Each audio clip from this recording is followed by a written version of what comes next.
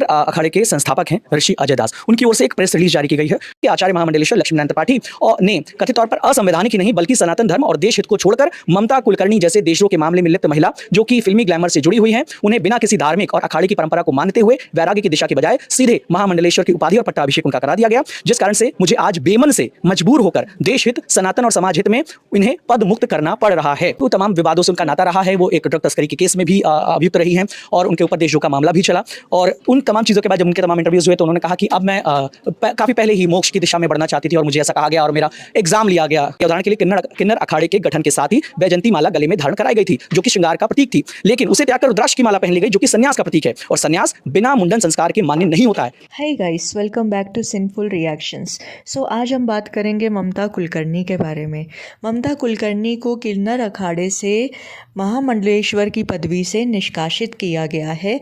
तो इन दावों में कितनी सच्चाई है, इस वीडियो में हम इस बारे में बात करेंगे। वीडियो स्टार्ट करने से पहले मैं आप सबसे एक अपील करूंगी, प्लीज़ इस वीडियो को एक लाइक और चैनल को सब्सक्राइब ज़रूर कर लेना, क्योंकि आपके लाइक और सब्सक्राइब से एक इंस्पिरेशन मिलती रहेगी मुझे ऐसे कंटेंट आप लोगों के सामने लाने के लिए।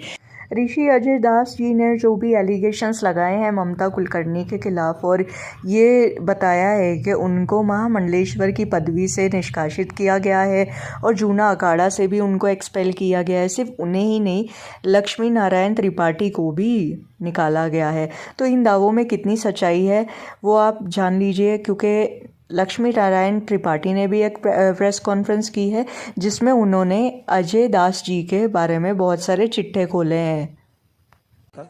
उनको दीक्षा दी है, सबने देखा है, सारे मीडिया ने देखा है कि उनकी दीक्षा हुई है, उनका पिंडदान हुआ है संगम पे जाके, तो सबने कवर करने वाले पहले अपने दामन में झांक ले कि वो कहाँ पे हैं, कैसे हैं। वो अपने पारिवारिक जीवन में रहे, जिन्होंने भी प्रश्न चिन्ह किया है वो अपने वैवाहिक जीवन में खुश रहे, अपनी बेटी कनक और बीवी अर्चना दास के साथ खुश रहे। वो गृहस्थ में रह के भी वो किन्नरों को एक बार लेके जुट किए थे, कुछ वैष्णव धाम कुछ करने की कोशिश किए थे, बाद में लोकल किन्नरों ने उनको पटक पटक के मारा था। लोकल किन्नरों ने उन किन्नरों को पटक पटक के मारा था। ऋषि अजय दास लव गुरु बने थे, तब उनका मुंह काला किया था और चप्पलों का हार पहनाया था। ये सारी बातें मैं बोलना नहीं चाहती थी, पर प्रेस मुझे मजबूर कर रहा है। और ऐसा व्यक्ति उंगली उठाए जैसे उनके परम मित्र दुर्गा दास बोलते ही चार औरतों के साथ उनके नाजायज संबंध रहे और जिनसे उन्होंने विवाह किया वो स्त्री पहले भी विवाहित थी और एक बच्चा छोड़ के वो आई और इनका आश्रम देके उन्होंने उनसे शादी करी। आश्रम बेच के वो मुंबई चले गए, अब जयपुर में परिवार के साथ रहते हैं। अगर संस्थापक होते तो किन्नर अखाड़े में थे। यहाँ सब किन्नर अखाड़े के महामंडलेश्वर हैं और जो नए पूछे कोई ऋषि अजय दास को जानता है? हाँ या ना, जोर से बोलो। पूरा अखाड़ा बोल रहा है कि वो नहीं जानते। तो लक्ष्मी नारायण त्रिपाठी